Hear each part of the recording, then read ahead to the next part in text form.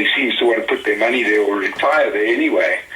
But, those places were built on investment which was recouped through the taxation of their people, the taxation ingenuity of the people. Okay, one question then, Mike, just for fun, because you're bored. Let me test the consistency of your logic.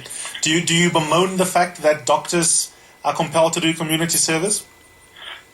Yes, I do. I think that what it's doing is it's showing a lack of faith in those doctors wanting to remain in the country and apply their skills properly. That's not that I'm saying that the state shouldn't provide health facilities. That's fine. They should pay a doctor the going rate. I'm just saying that the idea that you've got to force people to do anything, the minute you've got to force people to do anything, you've got to look at your system.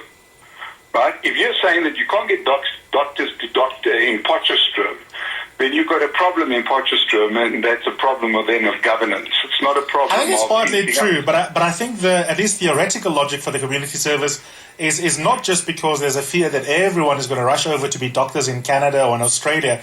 It's partly because you live in a context where there is massive need. It's not necessarily attractive to go and spend 2 years working at a primary clinic in Punu. And there's a social context in which you exist as a doctor, and the state has paid for you. And so that's really the logic behind wanting doctors to do community service before they are free. Do you think that's really that callous in a society like ours? I don't think I think callous is obviously not what I'm saying. All I'm saying is that you're talking about the allocation of resources. And if, in a normal country, if you've got a problem with doctors in the Eastern Cape, you would jack up your medical facilities in the Eastern Cape, or you'd make the Eastern Cape a more attractive place to stay, or you would subsidize it.